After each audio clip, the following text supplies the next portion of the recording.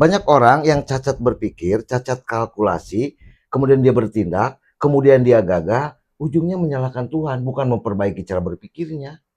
Tuhan tidak adil. Oke, kalau itu dari sisi pengalaman ya. Ya, Tapi kalau tadi yang temanya adalah apakah kita melangkah dari referensi hasil riset atau data kita yang punya, atau memang dari hal-hal yang viral tadi yang kata banyak orang. kata banyak orang atau kata riset, kalau kita mengikuti itu, entah itu banyak orang, pendapat banyak orang atau hasil riset, bagi saya itu pengekor bukan pelopor. Boleh, boleh saja. Ya, tapi kan kadang-kadang apa yang kita belum tahu, kadang-kadang kita harus cari tahu dulu.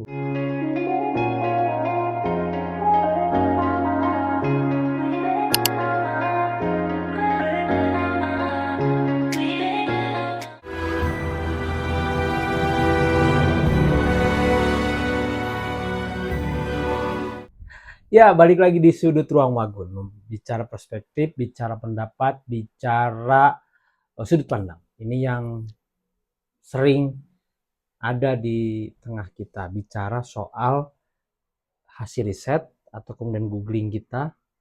Terus kemudian apa dengan apa kata banyak orang. Dua hal yang memang sesuatu itu untuk melangkah itu butuh dua referensi itu. Pilih hasil dalam tanda petik riset lah ya, googling, terus kemudian kalau baca buku atau textbook dan sebagainya, atau mengikuti apa kata banyak orang. Kan hasil riset itu apa kata banyak orang? Belum tentu. Kan survei itu bertanya kepada banyak orang. Belum tentu. Bukan riset dong kalau begitu. Opini namanya. Iya ada yang kalau bisa dikatakan itu riset atau kemudian apa namanya secara ilmiah lah ya. Tapi hari ini juga ada yang viral. Apa tuh? Ya, apapun. Yang viral, yang tanpa survei. Yang kemudian itu menjadi kata banyak orang bahwa itu salah. Tapi kemudian kata riset enggak juga. Maaf, batuk. Batuk. Nggak ngopi soalnya. Oh iya benar, kopinya nanti ya.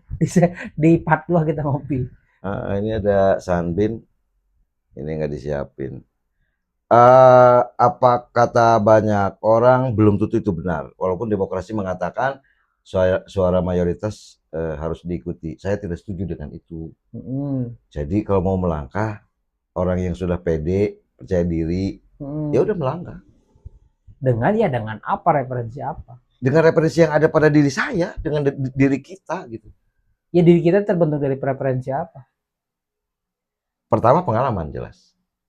Ya, kedua kalkulasi. Itu dan tidak cacat berpikir. Wah, ini lebih dalam lagi, Cat. Iya, karena begini, banyak orang yang cacat berpikir, cacat kalkulasi, kemudian dia bertindak, kemudian dia gagal, ujungnya menyalahkan Tuhan, bukan memperbaiki cara berpikirnya. Tuhan tidak adil. Oke, kalau itu dari sisi pengalaman ya. Ya. Tapi kalau tadi yang temanya adalah apakah kita melangkah dari referensi hasil riset atau data kita yang punya, atau memang dari hal-hal yang viral tadi yang kata banyak orang. Kata banyak orang atau kata riset, kalau kita mengikuti itu, entah itu banyak orang, pendapat banyak orang atau hasil riset, bagi saya itu pengekor bukan pelopor. Boleh, boleh saja. Ya, tapi kan kadang-kadang apa yang kita belum tahu, kadang-kadang kita harus cari tahu dulu. Iya, cari tahu dulu kan, cari tahu lewat googling ya, apa hasil riset orang. Betul. Lihat bagaimana pendapat banyak orang. Betul. Terus kita ngikut gitu. Ya itu mah pengekor bukan pelopor gitu. Lah terus kita harus dapat apa? Dapat hal yang bukan jadi pengekor dari mana dong? Ya kan referensi dan preferensi kitanya sudah ada nih. Kita kalau belum? Kalau belum? Ya salah sendiri, kenapa nggak cari gitu. Nah, iya, tapi kalau sebenarnya saya selama ini tidak jualan pisang. Contoh mau melangkahnya melangkah apa saja? Contoh, sehari-hari saya tidak jualan pisang. Tiba-tiba pengen jualan pisang. Nah, kata orang-orang jualan pisang tuh harus bla bla bla bla bla. Tapi begitu kita googling, jualan pisang tuh harus bla bla bla bla gitu. Katanya kan? Iya. Katanya. Kalau saya bukan begitu. Gimana? Ini yang kata orang ini enak beli satu. Ini enak beli satu, ini enak beli satu. Baru kita berkalkulasi kira-kira mana yang paling bagus. Jadi bukan kata orang gitu. Saya beli aja gitu. Coba ini mah begini rasanya.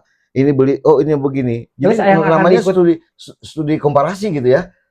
Yang akan diikuti yang mana? Ya saya tinggal nanya aja dari misalkan ada tiga alternatif. Saya tanya aja beberapa orang ini enak yang mana gitu. Oke. Berarti akan ikut orang sama juga. Iya betul, ikut orang, tapi itu side effect gitu karena kita sudah membelinya. Tidak lantas langsung kata orang. Jadi ada variabel antara sebelum ke eksekusi, ada variabel antara kita beli dulu. Ini kan kata orang enak. Kayak kita beli ini variabel antara, baru kita memutuskan mau yang mana gitu. Jadi variabel antara itu wujudnya adalah kita membelinya. Bisa nggak disederhanakan jangan pakai variabel antara? Jadi mau kata orang atau mau ini? Ya terserah, itu urusan orang. Mau ikut hasil googling silahkan. Mau ikut kata banyak orang silahkan. Cuman saya pesan konsisten dan terima apapun risikonya. Nah, dia itu mencari hal yang minim resiko. Makin minim resiko, makin sulit maju. Sulit maju gimana? Iyalah, makin besar resiko, makin cepet kaya gitu. Itu mah dari mana? Bukannya dari mana. Resiko, maaf ya saya tidak bermaksud. Ini mah jualan pisang gitu ya. Kan resikonya paling jualan kopi deh gue. Jualan kopi ya. Jualan kopi. Kalau jualan kopinya hanya satu meja begini, resikonya kalau tidak laku mungkin 500.000. Gitu ya. Tapi kalau jadi calo pesawat tempur gitu. Jangan, tetap kopi. Kopi kedainya banyak, resikonya gede juga. Jadi makin sebanding lah. Emang linear itu? Bukan linear, sebanding. Iya, maksudnya ketika mengambil resiko besar akan untung besar. Iya, kemungkinan dapat besarnya ada. Terus karena resikonya besar.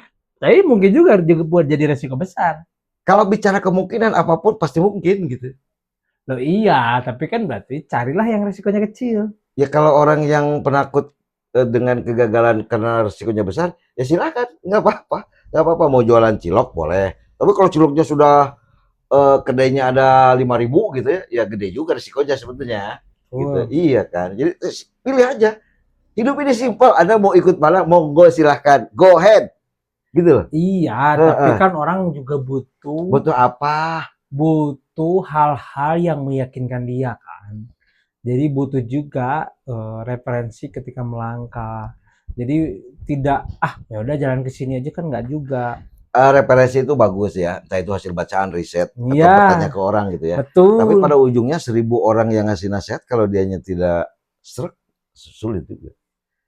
Jadi ujung-ujungnya harus punya keyakinan, ini pilihan saya. Keyakinan dibangun dari preferensi tadi, udah bertanya, udah macam-macam gitu. Kemudian dia kalau tidak berkalkulasi ya repot, harusnya berkalkulasi. Ininya logikanya harus tidak cacat dulu gitu, cara berpikirnya. Tidak cacat itu seperti apa? Dihitung ya untung ruginya, berpikir bisnis. Tetapi juga dia harus paham resiko yang akan dihadapi gitu. Nah, ketika risikonya sudah dihitung, dikalkulasi, paling begini risiko terburuknya, risiko untungnya paling begini, ya melangkah saja.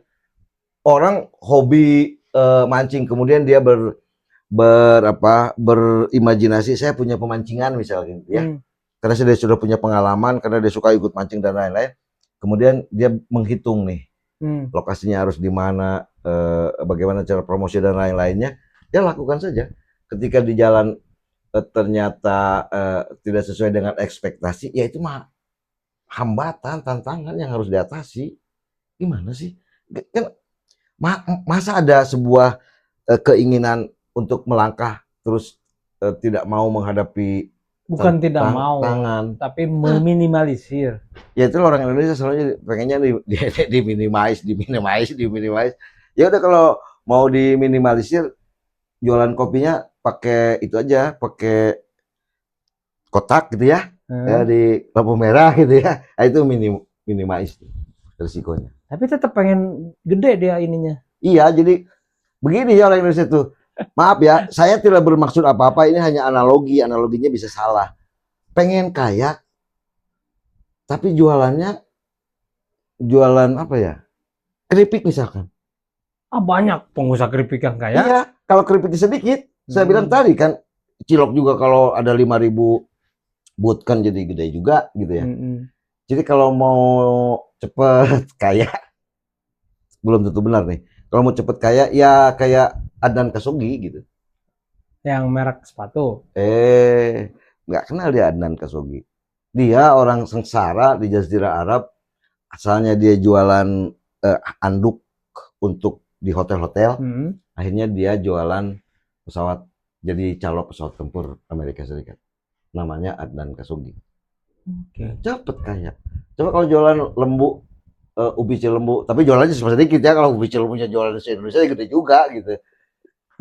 Jadi artinya memang ketika bicara resiko, kalau begitu kesimpulan jangan ambil resiko yang besar dong. Iya, tapi dengan kalkulasi.